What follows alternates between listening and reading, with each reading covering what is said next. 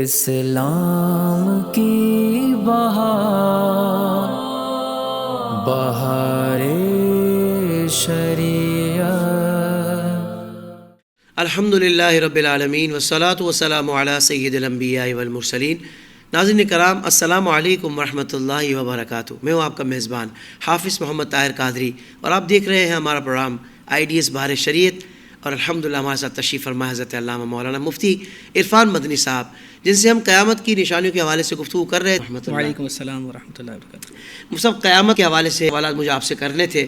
مفتی صاحب، یہ بھی سنا ہے کہ قیامت کا جو دن ہوگا وہ 50,000 سال کے برابر ہوگا ایک دن، تو اس ایک دن میں کیا کیا ہوگا قیامت کے اس دن کے اندر، یہ ارشاد فرمائیں۔ بسم اللہ والصلاۃ والسلام علی رسول اللہ۔ حدیث میں آئے کہ جب قیامت قائم ہوگی تو اس وقت لوگ برہنہ بدن اور برہنہ پاؤں اور نا ختنہ شدہ میدان معاشر میں آئیں گے، اللہ، اور اس وقت جو زمین ہوگی، روایت میں آیا یا تو وہ تانبے کی ہوگی، یا پھر فرمایا کہ وہ چاندی کی بالکل سفید ہوگی۔ یہ بھی روایت میں آیا کہ وہ روٹی کی ہوگی اور اسے جو وہاں پر مسلمان ہوں گے وہ اس سے کھاتے رہیں گے، یا فرمایا کہ وہ آگ کی ہوگی۔ اب یہ مختلف روایت آئیں تو اس پر علماء نے تطبیق دی تمام حدیثوں کو جمع کر کے کہ وہ جو حشر کی زمین ہوگی اس کے مختلف حصے ہوں گے۔ بعض حصے تو ایسے ہوں گے کہ وہاں پر روٹی ہوگی، اور بعض حصے ایسے ہوں گے کہ وہاں پر آگ ہوگی، اور بعض حصے ایسے کہ وہاں پر یہ چاندی کی مثل بالکل سفید زمین ہوگی۔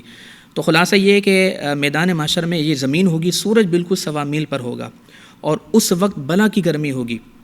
صدر الشریعہ اس طرح توجہ دلا کر فرماتے ہیں کہ اس وقت سورج 4,000 برس کے فاصلے پر ہے، اور اس وقت جب محشر قائم ہوگا تو اس وقت سوا میل پر ہوگا۔ تو اس گرمی کا اندازہ لگایا جا سکتا ہے کہ آج اتنا دور ہونے کے باوجود اگر گرمی کی شدت ہو جائے تو انسان پریشان ہو جاتا ہے، تو اس وقت سوا میل پر ہوگا۔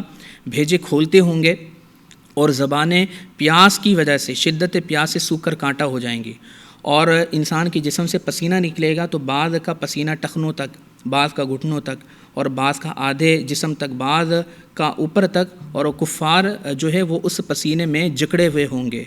اور فرمایا کہ لوگ اسی حالت میں ہوں گے۔ کوئی ایسا ہوگا جس نے زکوٰۃ نہیں دی تھی تو اس کا مال جو سونا چاندی ہے، جس نے سونے چاندی کی زکوٰۃ نہیں دی تھی، وہ اس کے جسم پر مال اس کو ٹھوکر اور ٹکر مارتے ہوں گے، یا وہ جانور آئیں گے اور اس کو سینگ سے مارتے ہوں گے۔ اب لوگ اسی حالت میں ہوں گے، اور اس وقت اپنے جان پیشان والے سے دور بھاگے گا۔ باپ اپنے بیٹے سے بھاگے گا، کہیں ایسا نہ ہو کہ یہ اپنے حقوق کا مطالبہ کرے۔ بیٹی اپنے ماں سے بھاگے گی، جس کا جتنا زیادہ گہرا تعلق ہوگا وہ اس کو دے کر بھاگے گا، اور نفسا نفسی کا عالم ہوگا۔ آدم علیہ السلام کو حکم دیا جائے گا کہ آپ جنتیوں کو الگ کریں، جہنمیوں کو الگ کریں، تو اس وقت آپ 999 جہنمیوں کو علیحدہ کریں گے اور ایک جنتی کو علیحدہ کر دیں گے۔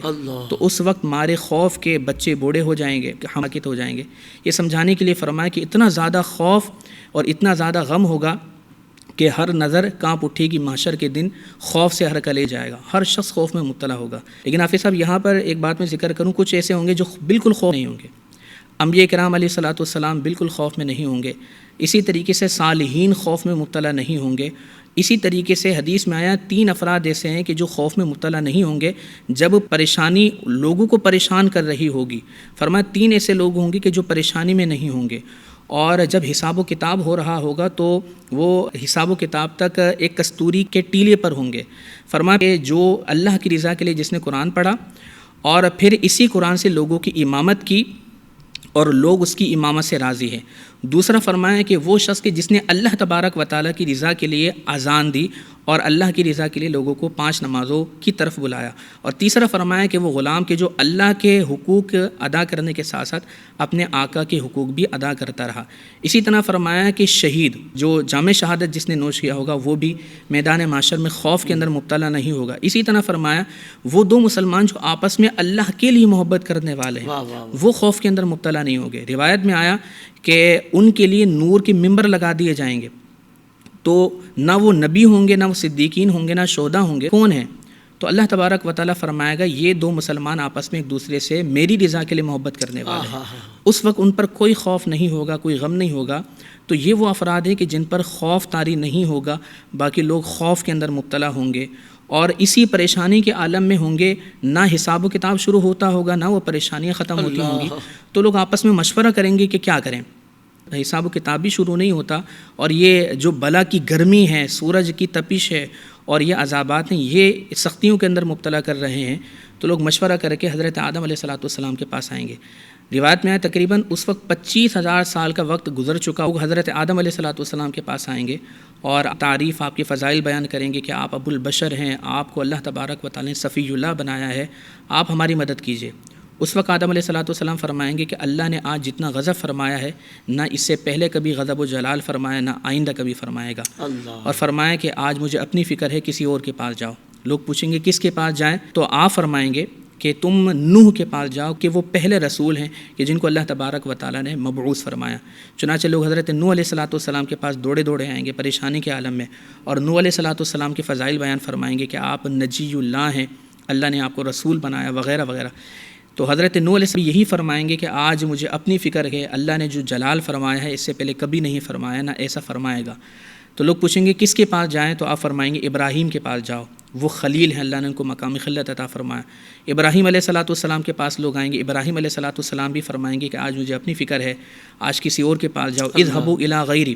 اور پھر ابراہیم علیہ السلام پوچھیں گے کس کے پاس جائیں، آپ موسیٰ علیہ السلام کے پاس بھیجیں گے، موسیٰ علیہ السلام عیسیٰ علیہ السلام کے پاس بھیجیں گے، اور پھر عیسیٰ علیہ السلام فرمائیں گے آج اللہ نے جس مقام عطا فرمایا ہے، جس کے ہاتھ پر اللہ نے فتح باب شفاعت رکھا ہے، وہ محمد رسول اللہ صلی اللہ علیہ وسلم۔ تو اب تمام کے تمام لوگ نبی کریم صلی اللہ علیہ وسلم کے پاس گرتے پڑتے پہنچیں گے اور سرکار کریم علیہ السلام کے فضائل بیان کریں گے اور درخواست کریں گے کہ آپ اللہ سے ہماری سفارش کیجیے۔ تو اس وقت سرکار کریم علیہ السلام ارشاد فرمائیں گے انا لہا، میں ہی ہوں جس کو اللہ نے یہ مقام عطا فرمایا۔ اور پھر سرکار کریم علیہ السلام اللہ کی بارگاہ میں سجدہ ریز ہوں گے، اور جب تک چاہے گا آپ سجدے میں رہیں گے، اور پھر اللہ تبارک و تعالی حکم فرمائے گا یا محمد ارفع رأسک وقل تسمع وسل تعطى واشفع تشفع، اے محمد آپ سر اٹھائیے اور آپ سوال کیجئے، آپ کو عطا کیا جائے گا، آپ کہیے آپ کی بات کو سنا جائے گا، اور آپ شفاعت کیجئے آپ کی شفاعت کی جائے گی۔ تو روایت میں پھر تو شفاعت کا سلسلہ شروع ہو جائے گا، اور یہاں تک ہوگا کہ کسی کے دل میں رائی کے دانے کے برابر بھی ایمان ہوگا، سرکار کریم علیہ السلام کی شفاعت سے وہ جنت میں جائے گا۔ اب سرکار علیہ السلام کی شفاعت کی برکت سے دیگر جو نبی ہیں، صحابہ ہیں، صالحین ہیں، ان کو شفاعت کا موقع ملے گا۔ علماء شفاعت کریں گے، حفاظ کرام شفاعت کریں گے، حجاج کرام شفاعت کریں گے، یہاں تک کہ جب جنت میں لوگوں کو جانے کا حکم ہوگا، روایت میں آیا عابدین کو کہا جائے گا جنت میں داخل ہو جاؤ، علماء کو کہا جائے گا کہ رک جاؤ اور لوگوں کی شفاعت کرو۔ روایت میں آیا، صاحب بحر شریعت نے لکھا کہ یہاں تک کہ اگر کسی نے کسی عالم دین کو وضو کے لیے پانی بھی پیش کیا ہوگا، وہ یاد دلائے گا اور شفاعت کی گزارش کرے گا، تو وہ عالم دین ان کی شفاعت کریں گے، میں جائیں گے۔ اس کے بعد پھر اللہ تبارک و تعالیٰ کی بار کے لیے حاضر ہوں گے، حساب و کتاب ہوگا، اور پھر جو نیک اعمال کرنے والے ہوں گے ان کو جنت میں جانے کا حکم ہوگا، جو برائی کرنے والے ہوں گے، کافر ہوں گے، مشرکین ہوں گے، ان کو جہنم میں داخل کر دیا جائے گا۔ اللہ اکبر۔ اب صاحب یہ بتائیے کیا حساب و کتاب ہر ایک سے ہوگا قیامت میں؟ دیکھیں، حساب و کتاب حق ہے، اللہ تبارک و تعالیٰ بندوں سے حساب و کتاب لے گا۔ جو نیک اعمال کرنے والے ہیں ان کو جنت میں داخل کیا جائے گا، جو برے اعمال کرنے والے ہیں یا جو کفار و منافقین ہیں ان کو جہنم میں داخل کیا جائے گا۔ لیکن اللہ تعالیٰ کے بے شمار بندے ایسے ہیں کہ جو بلا حساب و کتاب داخل جنت ہوں گے۔ روایت میں آیا کہ تقریباً 70,000 افراد بلا حساب داخل جنت ہوں گے، اور پھر فرمایا ان 70,000 میں سے ہر ایک کے ساتھ 70,000 اور داخل ہوں گے، اور پھر فرمایا مزید 3 جماعتیں اور ہوں گے۔ اب یہ کون ہوں گے؟ روایت میں ہے جیسے کثرت سے درود شریف پڑھنے والا بلا حساب جنت میں داخل ہوگا۔ اسی طرح فرمایا تہجد پڑھنے والے افراد بلا حساب داخل جنت ہوں گے۔ پھر جسے اللہ تبارک و تعالیٰ چاہے وہ بلا حساب جنت میں داخل ہوگا۔ واہ واہ، سبحان اللہ سبحان اللہ۔ مفتی صاحب یہ بھی سنا ہے کہ بھائی کچھ کو نامہ اعمال دائیں ہاتھ میں عطا ہوگا، کچھ کو بائیں ہاتھ میں الٹے ہاتھ میں عطا ہوگا، اس سے کیا مراد ہے، اس کا کیا مطلب ہے؟ قرآن مجید فرقان حمید نے اس کا ذکر فرمایا ہے فَأَمَّا مَنْ أُوتِيَ كِتَابَهُ بِيَمِينِهِ فَسَوْفَ يُحَاسَبُ حِسَابًا يَسِيرًا، جن کو ان کے دائیں ہاتھ میں نامہ اعمال دیا جائے گا تو ان کے لیے حساب میں آسانی ہوگی۔ ٹھیک ہے، دائیں ہاتھ میں نامہ اعمال دینے کا ہوگا کہ یہ کامیاب ہو چکا ہے اور اس کے لیے اللہ تبارک و تعالیٰ آسانی فرمائے گا، یہ نجات پا جائے گا۔ جسے بائیں ہاتھ میں نامہ اعمال دیا جائے تو اس بات کی علامت ہوگی کہ یہ شخص نجات نہیں، جگہ سے اسے مردود قرار دے دیا جائے گا، یہ جہنم میں داخل ہوگا۔ تو دائیں ہاتھ میں نامہ اعمال ملنے کا مطلب نجات پا جانا، اور بائیں ہاتھ میں نامہ اعمال ملنے کا مطلب یہ ہوگا کہ اللہ تبارک و تعالیٰ کی بارگاہ سے کامیابی نہ ملنا یا ناکامی ہونا۔ صحیح ہے مفتی صاحب۔ وہ میزان کا ہم سنتے ہیں کہ قیامت میں ایک میزان ہوگا جس پر اعمال تولے جائیں گے، تو یہ جو دنیاوی ترازو ہوتا ہے یہ اس طرح کا ہوگا یا مختلف ہوگا اس سے؟ دیکھیے روایت میں آیا ہے کہ میزان کی ایک ڈنڈی ہوگی اور اس کے 2 پلڑے ہوں گے. ٹھیک ہے. لیکن یہ اس کی ہیئت، اس کی شکل کیا دنیاوی میزان جیسی ہوگی یہ ہم یقینی طور پر نہیں کہہ سکتے. اس کی کیفیت کیا ہے، اس کی حقیقت کیا ہے وہ اللہ تعالیٰ جانتا ہے. ہمیں کہ میزان حق ہے واقعتاً ایسا ہوگا، 2 اس کے پلڑے ہوں گے اور اس کی ایک ڈنڈی ہوگی، اور اس میں جب اعمال کا وزن کیا جائے گا تو دنیاوی قانون کے مطابق ایسا نہیں ہوگا کہ اس میں جب اعمال تولے جائیں گے تو عام طور پر جب دنیا کے اندر کوئی چیز تولی جاتی ہے تو جو بھاری وزن ہو وہ نیچے جھک جاتا ہے اور جو ہلکا ہو تو اوپر چلا جاتا ہے، لیکن معاملہ اس کے برعکس ہے. اس وقت جب میزان میں اعمال رکھے جائیں گے تو جس کے اعمال وزنی ہوں گے اس کا پلڑا اوپر چلا جائے گا. صحیح. اور جس کے نیک اعمال کم ہوں گے تو پھر اس کا پلڑا نیچے چلا جائے گا. اب یہ نیکیاں اور اعمال کیا حقیقتاً رکھے جائیں گے تو اس پر علماء نے کلام کیا کہ جو نیک اعمال ہوں گے بعد نے فرمایا کہ یہ اچھی صورت میں اس میں رکھے جائیں گے، اور جو برے اعمال ہوں گے وہ بری صورت میں رکھے جائیں گے، یعنی ان کو ایک جائے گا اور وہ جسمانی صورت سے میزان میں تولے جائیں گے. یا فرمایا کہ اس کی حقیقت اللہ تبارک و تعالیٰ ہی جانتا ہے. صحیح. سنا ہے کہ پورے صراط سے ہر نیک و بد کو گزرنا ہوگا، تو مفتی صاحب یہ ارشاد فرمایا کہ پل صراط سے گزرنے کی کیفیت کیا ہوگی؟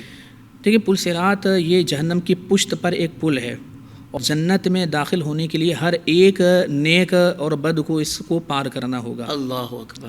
دیکھیے پل صراط یہ جہنم کی پشت پر ایک پل ہے جو بال سے زیادہ باریک اور تلوار کی دھار سے زیادہ تیز ہے، اور ہر نیک شخص کو اسے پار کر کے ہی جنت میں داخل ہونا ہوگا. تو اس پر نیک اور بد سب گزریں گے.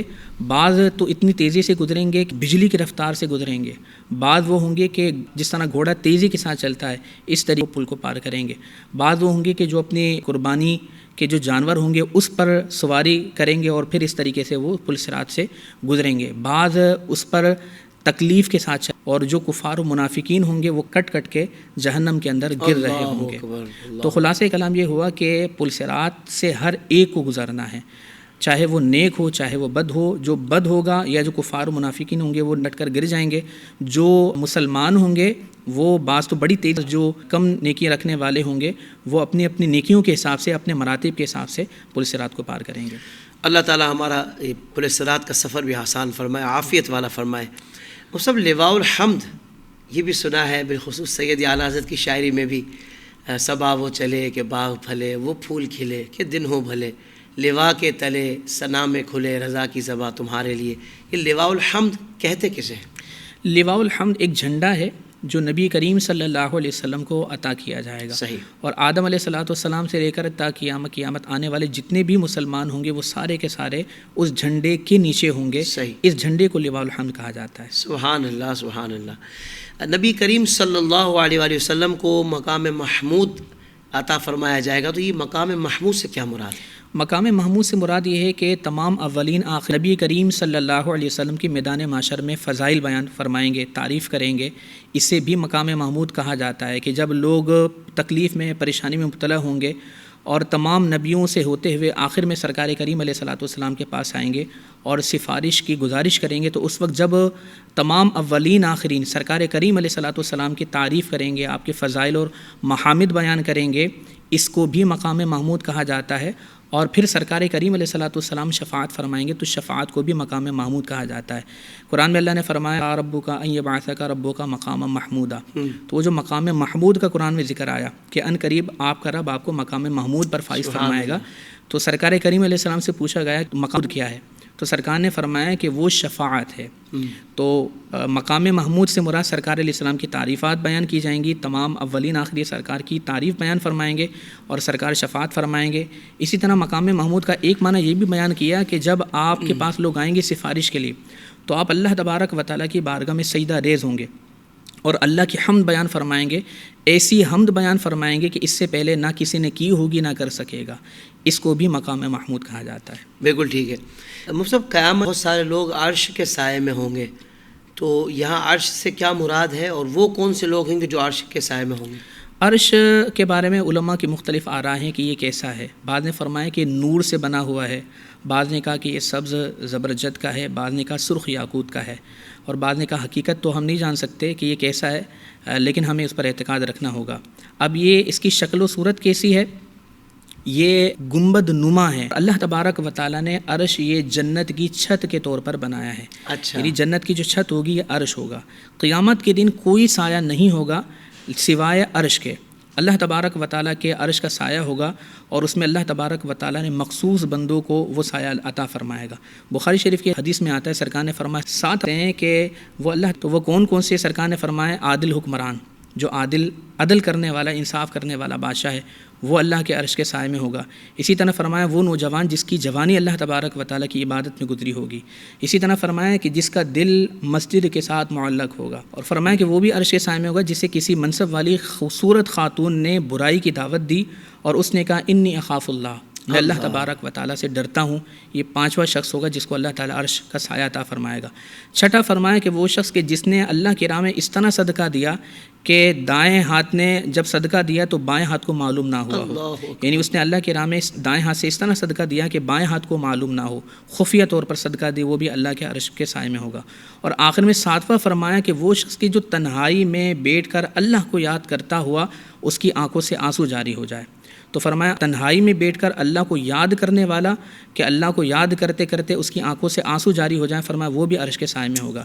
ایک روایت کثرت سے درود پڑھنے والا ہوگا، وہ بھی اللہ تبارک و تعالیٰ کے عرش کے سائے میں ہوگا. تو اور بھی مزید اس پر افراد کا ذکر فرمایا، لیکن بخاری کے اندر یہ 7 افراد کا ذکر موجود ہے. سبحان اللہ سبحان اللہ. مفتی صاحب اگر حوض کوثر کی بات کی جائے تو حوض کوثر کیا عام حوض کی طرح ہے یا اس کی کوئی الگ سے خصوصیات ہیں؟ حوض کوثر یہ اللہ تبارک و تعالیٰ نے ایک بہت بڑا حوض بنایا ہے اور اس کے چاروں کونے برابر ہیں اور اس میں اللہ تبارک و تعالیٰ نے جو پانی رکھا ہے وہ دودھ سے زیادہ سفید اور شہد سے زیادہ میٹھا ہے. سبحان. اور اس کے جو برتن ہیں وہ ستاروں کی تعداد سے بھی زیادہ ہیں اور اس کے جو کونے ہیں وہ سونے کے ہیں اور اس پر قبہ نما موتی موجود ہیں. اس سے جب پینے والا پانی پیے گا تو اس کے بعد کبھی پیاسا نہیں رہے گا. اس کا مطلب یہ کہ وہ کوئی عام حوض کی طرح نہیں ہوگا بلکہ بڑا حوض ہوگا. اور اللہ تبارک و تعالیٰ نے اس کا پانی بڑا صاف و شفاف، ٹھنڈا، میٹھا، شہد سے زیادہ میٹھا رکھا ہوگا. ایک بار جو پی لے گا اسے کبھی پیاس محسوس نہیں ہوگی. سبحان اللہ. اچھا مفتی صاحب یہ بتائیں کہ جنت اور دوزخ یہ پیدا ہو چکے ہیں یا بعد میں پیدا کیے جائیں گے؟ جنت اور دوزخ دونوں پیدا ہو چکے ہیں. صحیح. مسلمانوں کا یہی عقیدہ ہے کہ اللہ تبارک و تعالیٰ نے جنت پیدا فرما دی ہے، وہ موجود ہے، یعنی بعد میں پیدا نہیں ہوگی بلکہ وہ موجود ہے. اسی طریقے سے دوزخ بھی پیدا ہو چکی ہے اور وہ موجود ہے. تو جنت کہاں ہے حضرت یہ بھی بتا دیں. جنت 7 آسمانوں سے اوپر ہے. اللہ تبارک و تعالیٰ نے قرآن میں فرمایا عند سدرۃ المنتہا، سدرۃ المنتہا کے پاس، عندہا جنت المأویٰ، اس کے پاس جنت المأویٰ ہے. اس کا مطلب یہ ہوا کہ جنت 7 آسمانوں سے اوپر ہے اور یہ سدرۃ المنتہا کے پاس ہے. سبحان اللہ. حضرت یہ بھی بتا دیں کہ جنت کتنی بڑی ہے؟ جنت کی وسعت تو اللہ تبارک و تعالیٰ ہی جانتا ہے حقیقی طور پر، لیکن حدیث میں آیا کہ جنت میں 100 درجات ہوں گے اور ہر درجے کے درمیان اتنا فاصلہ ہوگا جتنا زمین و آسمان کے درمیان میں ہے. تو روایت میں آیا کہ یہ سارا عالم اگر ایک درجے میں سما دیا جائے تو یہ کافی ہوگا. اس سے اندازہ لگایا جا سکتا ہے کہ اللہ تعالیٰ نے جنت کتنی زیادہ وسیع پیدا فرمائی ہے. ساتھ ہی حضرت وہ جنت کا ایک تخیل، بندہ جب سوچتا ہے کہ وہ جنت کیسی ہوگی تو مختلف نقوش ذہن میں آتے ہیں. تو میرا بھی یہی سوال ہے حضرت، جنت کیسی ہے؟ کیا اس کی زمین، کنکریاں، مٹی، نہریں، درخت، مکانات، محلات وغیرہ کیا اس دنیا کی مثل ہے؟ جنت یہ وہ جگہ ہے کہ جس کی نعمتوں کو نہ کسی آنکھ نے دیکھا ہے، نہ کسی کان نے سنا ہے، نہ کسی کے دل پر اس کا خطرہ گزرا، نہ کسی کے دل پر اس کا خیال گزرا.